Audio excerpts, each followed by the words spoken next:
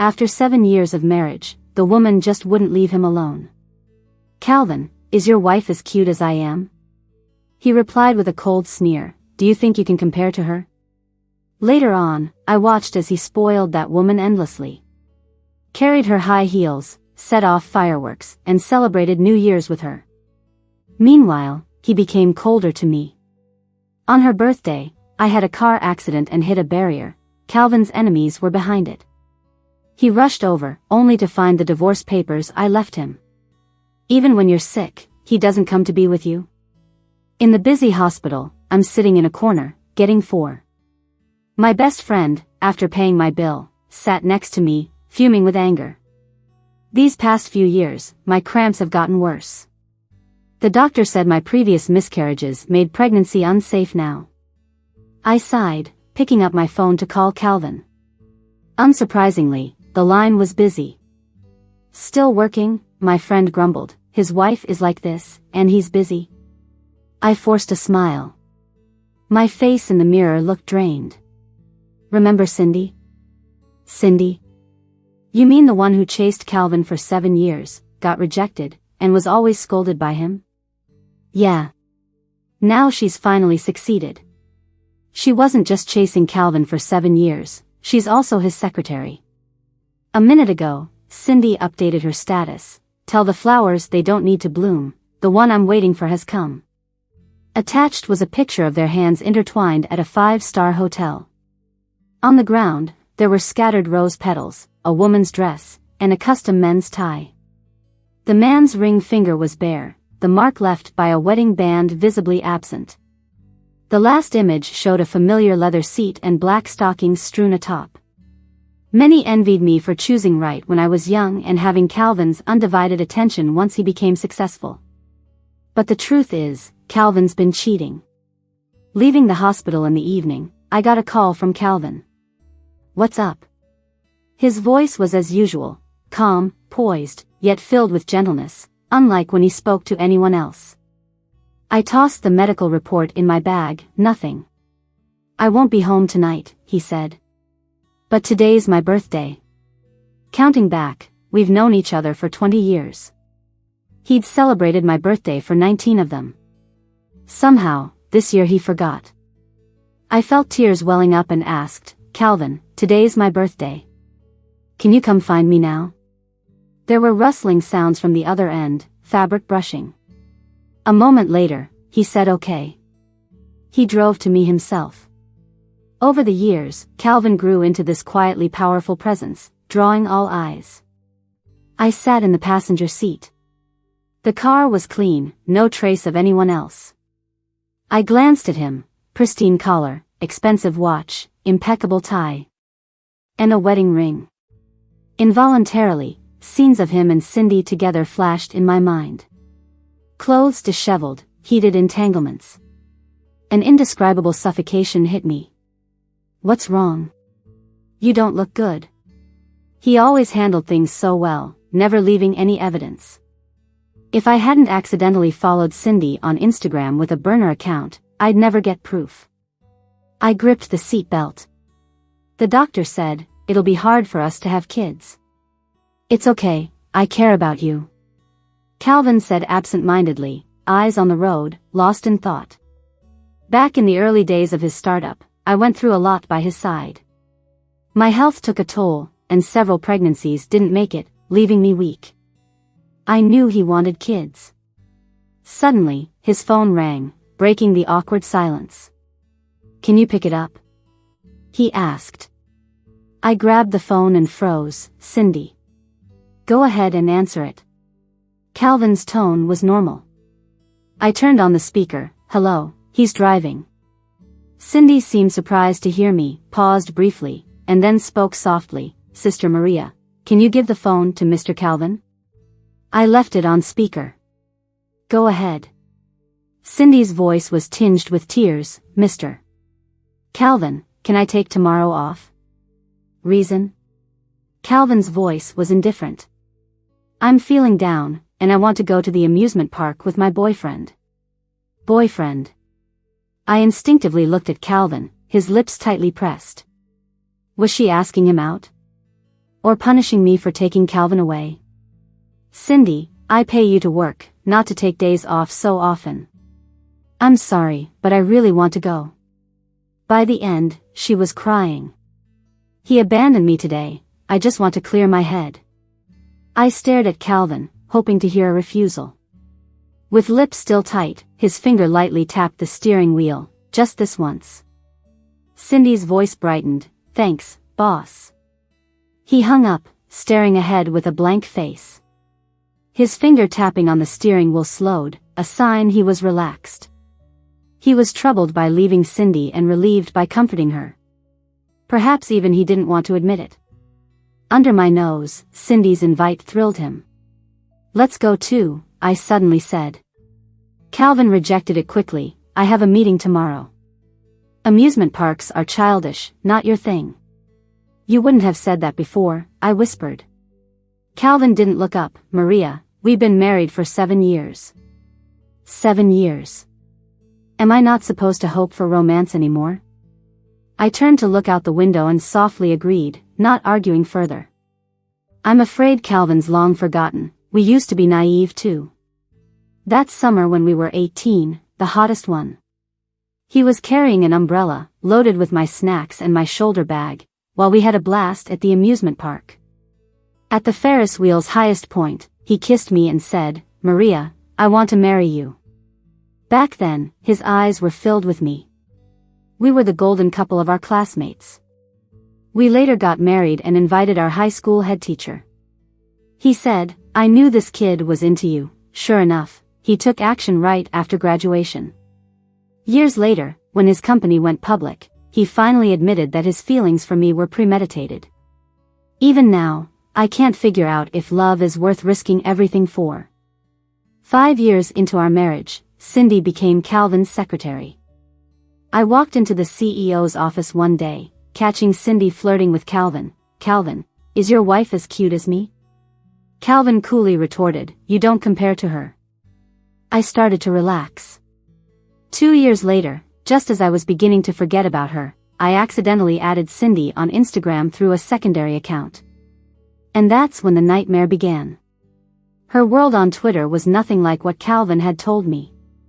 The man who claimed to dislike Cindy was gallantly carrying her heels on the beaches of the Maldives. On New Year's Eve, he blocked my calls to be with her watching the first fireworks bloom in the night sky. He couldn't even remember my birthday. Maybe love can be with anyone. After dinner, Calvin stepped out to the balcony to make a call. The hastily bought birthday cake on the table hadn't been touched. I watched him, seeing the phone's light illuminate his face, his eyes showing the tenderness he once had only for me.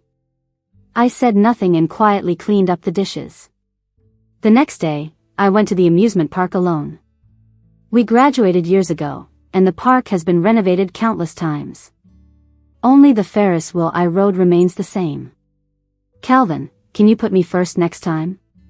Cindy wore a white dress, clinging to Calvin's arm, looking utterly wronged.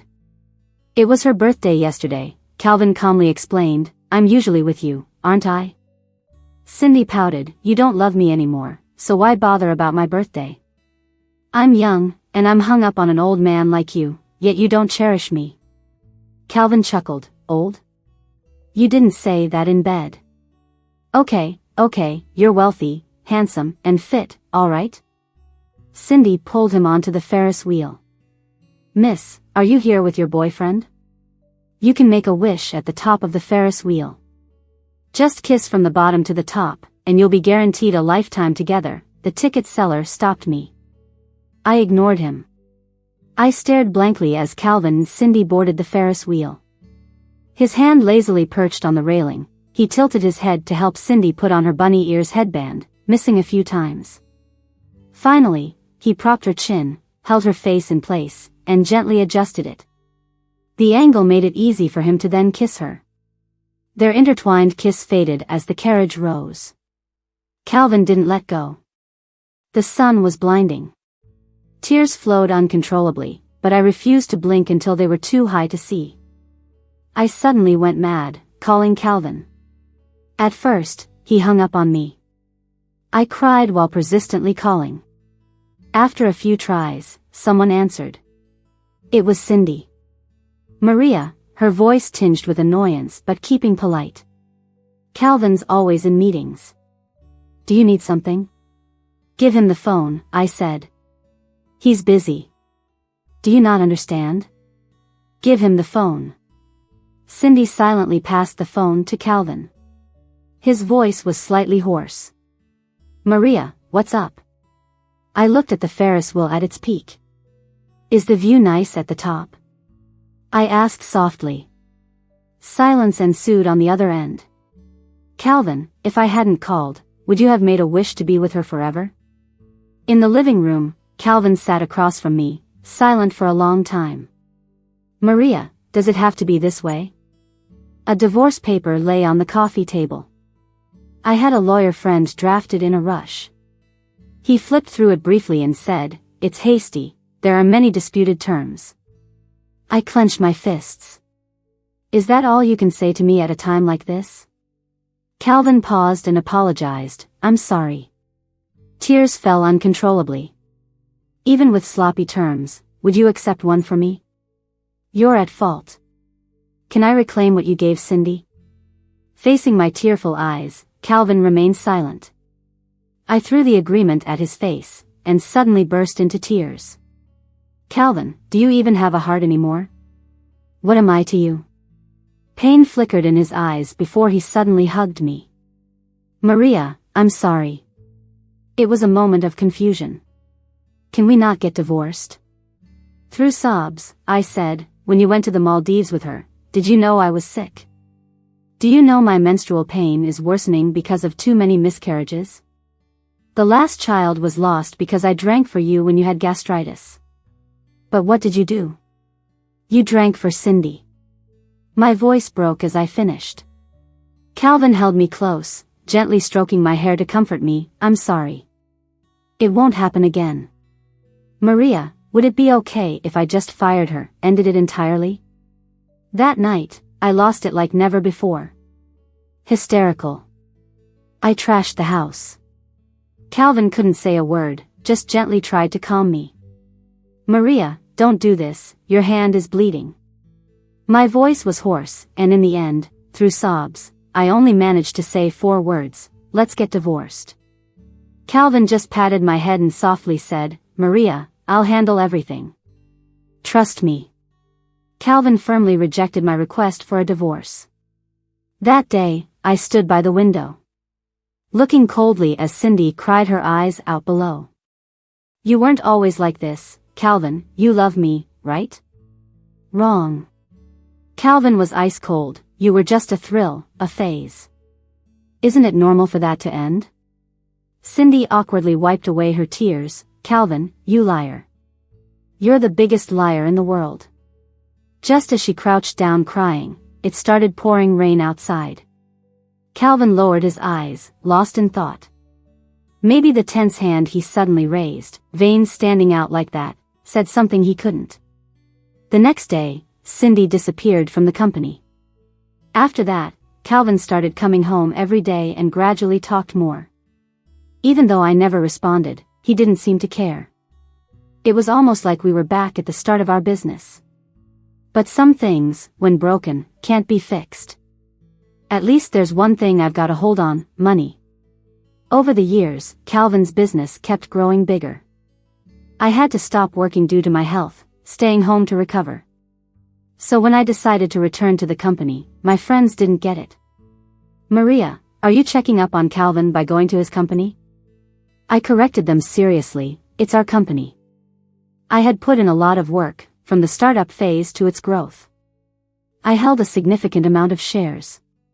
A friend said, you're so lucky, Maria. Calvin makes money, and you could travel the world.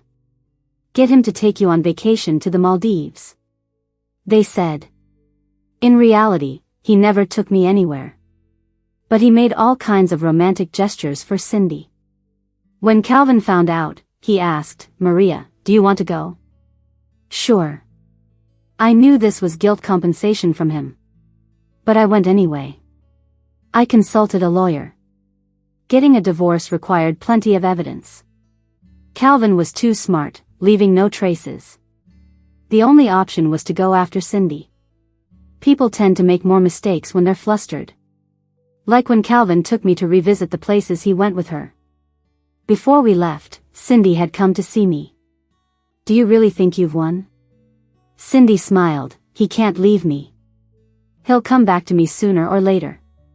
You should know, no law can govern people's feelings. We're in love, it's not a crime." I didn't want to hear it. "You can have Calvin once he agrees to divorce me. If there's nothing else, we have a vacation to go on." Cindy wasn't angry, just laughed. "Have fun, but he'll be back halfway through." Walking on the beaches of the Maldives.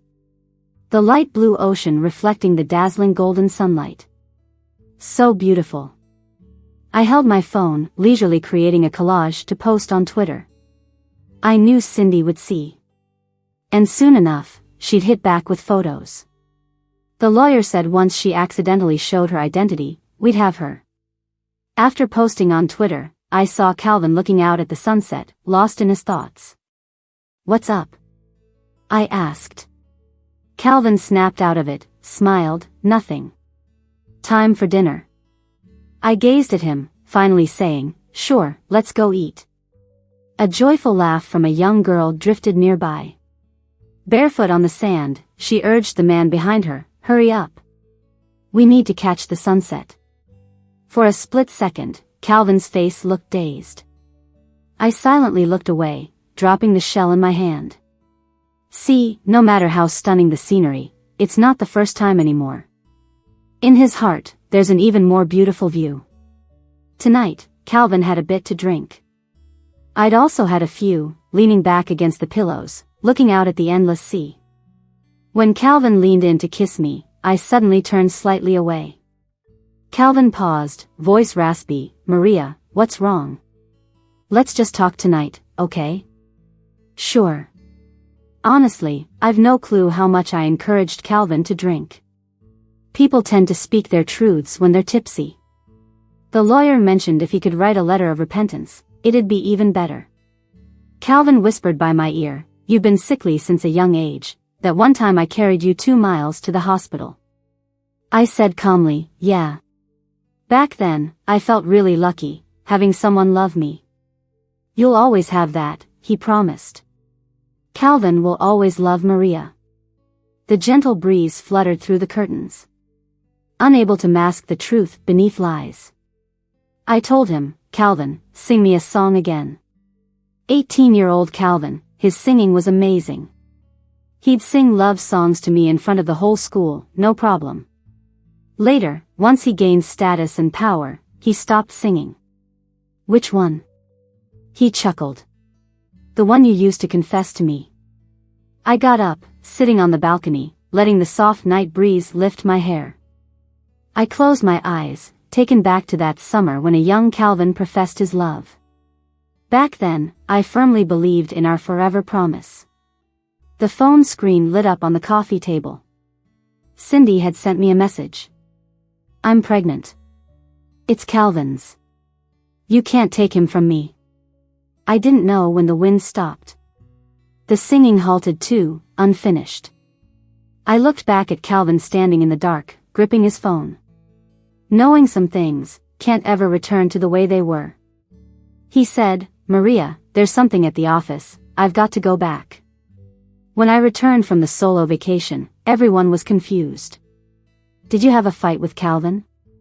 I always smile gently and say, "No, we're doing great. Calvin's been even nicer to me than before." All because that day, I cried in front of a bunch of kindergarten kids leaving school. Calvin held me and said apologetically, "Maria, I'm sorry." I grabbed his tie and said, "Calvin, never do anything to hurt me again. They all say I've changed. I'm like a fragile little bunny in front of Calvin. But at work, I'm tough and efficient. You'd never guess I was once a full-time housewife. Only I know how hard it is at night, hiding under the covers, gritting my teeth to cheer myself up. I'm running out of time. This relationship is like a slow-boiling frog. It's been so long that I've lost my ability to survive in society. Calvin, come with me to a concert tonight, will you? After work, I handed him the ticket, one I'd spent forever trying to snag. I want you to come with me.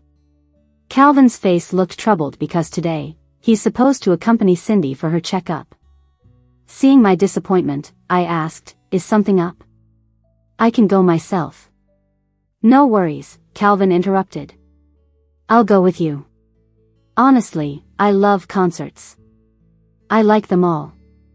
Otherwise, I wouldn't have been moved by a song Calvin sang back in the day. That whole evening, I clutched a light stick, shouting and cheering in the crowd. Calvin, holding his phone nearby, seemed restless. I could tell Cindy was upset with him, but I ignored it. After the concert, we held hands, walking down the tree-lined path. Surrounded by families of 3, I laughed and said, Calvin, you know, when I was 18, I imagined you'd be with me at concerts, and later, when we're older, there'd be you and our kid at concerts with me. If we had a kid, we'd be as happy as they are tonight. Calvin squeezed my hand tightly, Maria. His voice was full of emotion. I turned back, smiling brightly, but it's all right now. Even though we couldn't have a child, just having you with me is enough. Calvin's expression went blank, and his eyes started to redden. Maria, I'm sorry. I'm such a jerk. I cupped his face, wiping away his tears. No, Calvin, you'll always be my Calvin. I was really happy tonight. Thanks for being with me. I tiptoed, placed a gentle kiss on his lips, stepped back, and smiled. I bet you have work issues now, so I'll catch a cab home.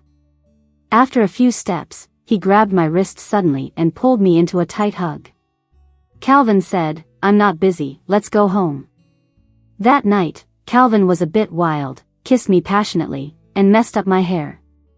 In a frenzy, he uttered words about wanting a kid with me. Just as he was making a serious move, I stopped him. Calvin, I can't trust you. Can you give me a written promise? Okay. The next time I heard from Cindy was half a month later.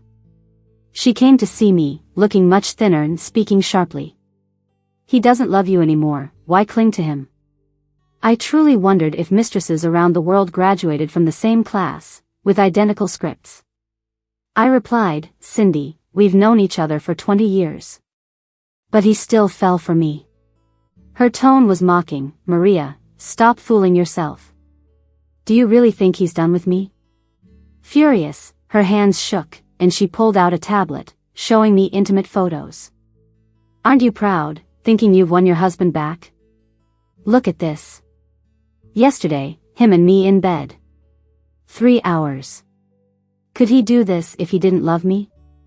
Yesterday. I remembered. Calvin had said to me, I have to have dinner with a client tonight and might not come back. Do you want to join? When the pain reaches a certain level, you just feel numb. I'm not stupid. When a man loses his integrity once, he's tainted. There's no need to trust him a second time. I stared at her belly and asked, how's the baby? Healthy, she replied. I looked at her intently, my tone calm. I'm not giving Calvin back to you. Cindy seemed to hear a joke. You don't think you have any charm left, do you? I'll throw him away. If you want to pick up trash, be my guest. I couldn't help but show a hint of sarcasm. Cindy was fuming. Before she could throw that glass of water at me, I grabbed my purse and left the cafe. The evidence was all set. I could file for divorce anytime. But if Calvin felt guilty enough, a marital agreement could maximize my interests. I stood up with my bag, ignoring her livid face, and left the cafe. Calvin arranged a few OB/GYN appointments for me with top professors from top hospitals. He did everything he could to nurture my health. I acted cooperative. Meanwhile, I had a painful period, sweating all over from the cramps. Calvin saw this. Later, leaning by the window, he smoked cigarette after cigarette in silence. He muttered, Sorry, Maria. I didn't know you suffered so much before. I smiled and shook my head. It's okay, just having your love is enough. Watching Calvin in such turmoil gave me mixed feelings. I wondered what the 18-year-old Calvin would think of himself now. He took me shopping a few times. While standing in front of a store window, I pointed at the limited edition he'd bought for Cindy and said with regret, "I wish I could have a pair, too." Calvin's face darkened in the reflection. He knew it was sold out and couldn't be bought anymore. He had given the last pair of shoes to Cindy as a birthday gift. "Sweetheart, let's look at something else." He pulled me forward.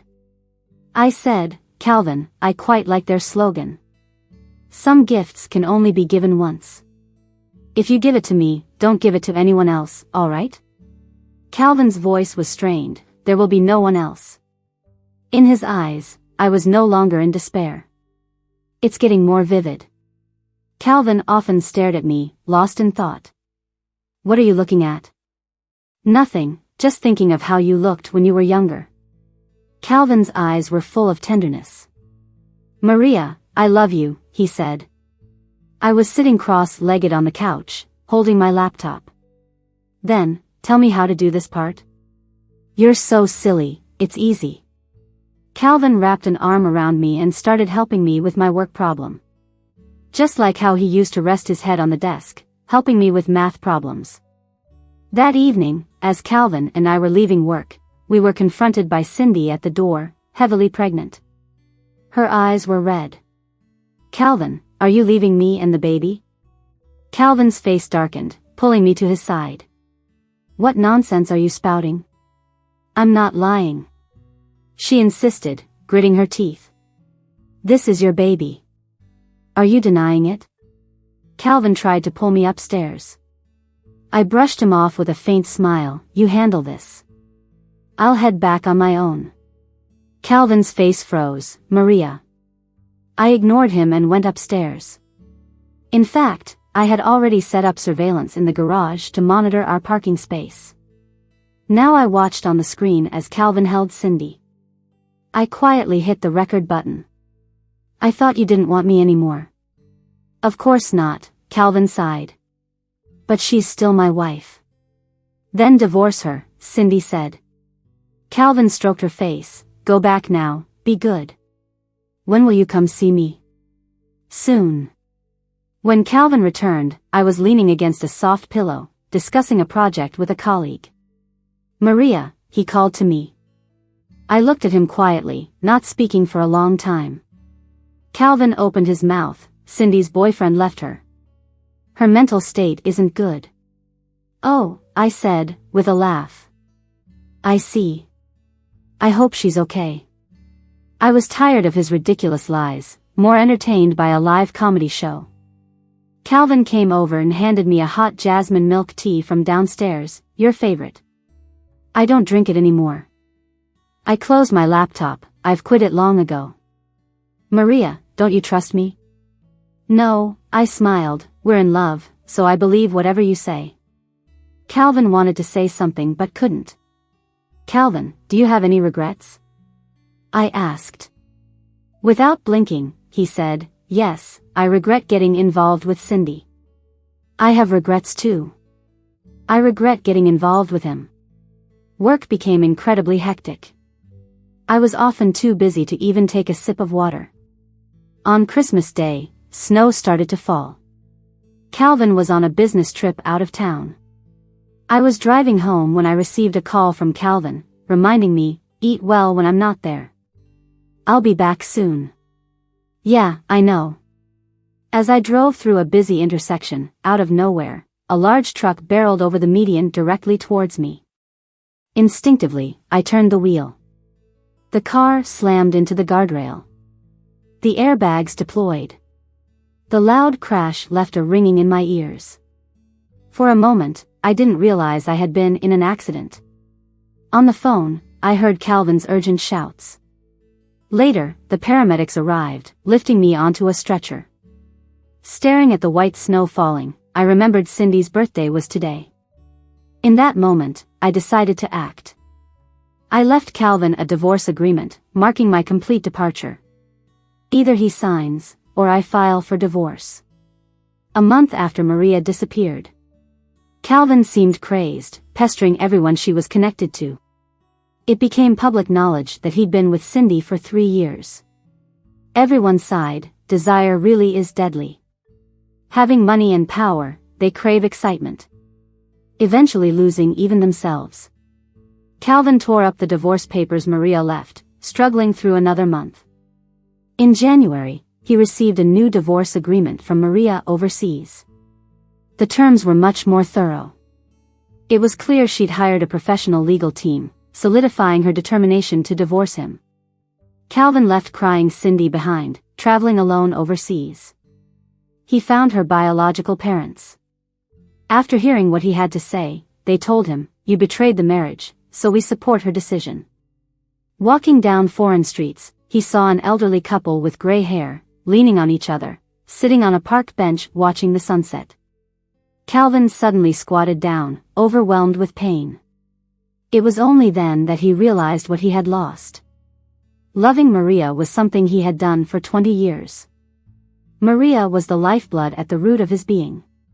When she was there, he blossomed freely, reaching for the glorious sun. When she left, Calvin realized too late, the piercing pain that began at his roots. It was the onset of decay. Without Maria, Calvin had nothing left. "Did you have a fight with your wife?" The elderly couple kindly asked, noticing Calvin's state. Choked up, Calvin answered, "Yes, I made a huge mistake." "Then apologize, ask for her forgiveness."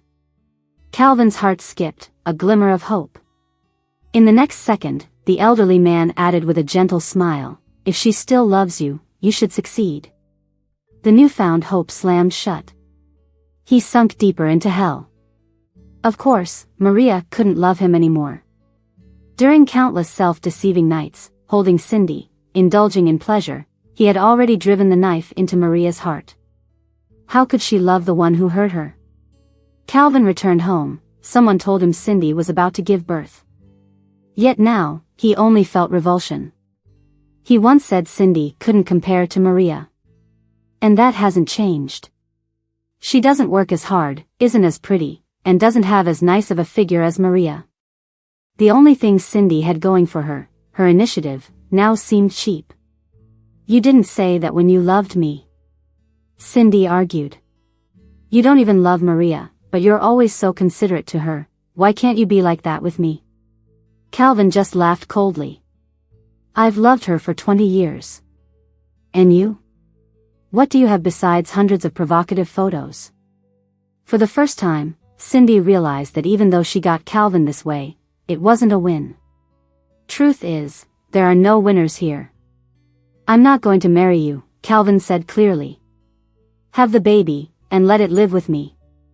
Cindy cried and made a fuss for a long time, but all it led to was Calvin leaving by slamming the door. "After I woke up from the car accident, I spent a long time recovering in the hospital. In December, the lawyer flew in to see me. I handed over the evidence to him. "Thanks for your hard work lately." He smiled, "You're one of the few strong-minded clients I've had." Most wives break down during the evidence-gathering phase. I thought for a moment and said, "If we manage to get back the shares and assets he gave to Cindy, I'll have a much bigger say in the company." The lawyer finished the thought for me. "Okay. Thank you." The day I was discharged, I went to our old high school. When we graduated, Calvin confessed his feelings to me on that same stage. The walls still held our yellowed photo. I asked the administrator to take it down. "Are you keeping it for memories?" I shook my head. "No, we're getting divorced." The administrator looked regretful. "For so many years, every graduating class comes here to confess because of your story. Who would have thought?" "Yeah, who would have thought?" I sighed, looking at the picture of us smiling. Young Calvin and Maria, the 18-year-olds, would surely be sad to see us like this today. Leaving the school, I ran into Calvin. He looked like he'd lost a lot of weight. "Maria." I looked up. "Wow, what a coincidence. Here to look at old photos too?" "Yeah." I lowered my head, took a deep breath, and chuckled softly. "Calvin, why?" Maria, I won't marry Cindy. I'll get custody of the child, and we won't have to divorce, okay? You always wanted a child, didn't you? I looked at him quietly. Calvin, how did you end up like this? He grabbed my shoulders with great force, his eyes red. Please, Maria, just give me another chance, okay? I swore to always be good to you. Calvin started crying. I was foolish and messed up. I swear I won't do it again. I looked at him. Stop crying, will you? You're nothing like before, and I don't like it. Calvin wiped his tears in a hurry. Maria, name your conditions. I'll do anything within my power. I want you to set off fireworks with me. Okay. Calvin smiled in relief at first but then froze. He remembered what I told him at our graduation. Calvin, when we get rich, I want us to set off the most expensive fireworks. He'd already done that with Cindy. What I want isn't the cost of fireworks but the lost youth that we can't go back to. Calvin sobbed, Maria, you won't forgive me. I squeezed his hand. The 18-year-old Calvin can't forgive you. So let's leave it at that. Amicably. When I walked away, Calvin didn't say a word. He knew what he'd done couldn't be forgiven. I divorced Calvin. We split the assets as I suggested, 9 for me, 1 for him. Calvin didn't agree with that and left without a penny voluntarily. I kept myself busy during those months. I gritted my teeth and pushed myself to adapt to corporate life. So when I returned to the company, handling work matters came naturally. The month Cindy was due was also when the lawsuit opened. I demanded the return of community property. This was the second batch of evidence I collected, including records of her chats with Calvin, luxury homes and cars posted on Twitter, and documents of share transfers. All this happened during the marriage. With solid evidence in our divorce agreement, the court ruled in my favor for the return of assets. Cindy, pregnant, had a meltdown in public one sunny day. I'm carrying Calvin's child. I know, I replied calmly, glancing at my watch. I have a meeting later, but there's time to chat. Cindy said, you don't even have a child. Why hold on to Calvin's assets? They should go to the child. They should, I nodded. But only if you say so. Post-divorce, he's already broke. No matter how much she wanted, Calvin didn't have it. Cindy ended up living the life she feared most. Calvin was unmotivated at work and felt down. Every word I told him before the divorce, every place I took him to, planted seeds in his heart. Betrayers should be punished. Honestly, I don't care if she has Calvin's kid. All I care about is how much money I can get. Pride fights are the most useless things. Maria, take a look at yourself. As if Calvin could ever like you. What do I look like? I looked at the reflection in the car window. Yeah, I'm not young anymore. My eyes don't dream of love like they used to. But what all my struggles have given me isn't just weariness. It's the courage to keep going. I smiled and asked her, does love really matter? Maybe. 2 people building from scratch, facing ups and downs, supporting each other, ending up successful. That's what love is about. But in the end, it's just the way it is. Epilogue, Cindy's child didn't make it past the 2nd year. Birth complications left the kid with oxygen deficiency. At age 2, he fell ill and passed away. Cindy fell into depression, taking it out on Calvin every day. Friends subtly asked Maria if she'd go to the funeral. She said, not going. Nowadays, her career's taking off. No time for others' troubles. Heard Calvin opened a small company, not doing well. Yeah. Maria didn't even look up since she has to support her kid. Heard that as soon as the kid passed, Calvin shut down the company. You were his drive. Back then, with you around, he was full of energy. Now, see for yourself. Suddenly, her phone rings. Maria answers quickly. A man's voice comes through. Dinner tonight? Sure. Seeing the smile on Maria's face, a friend asked, seeing someone? Yeah, business partner. That's not all, is it? He's after me.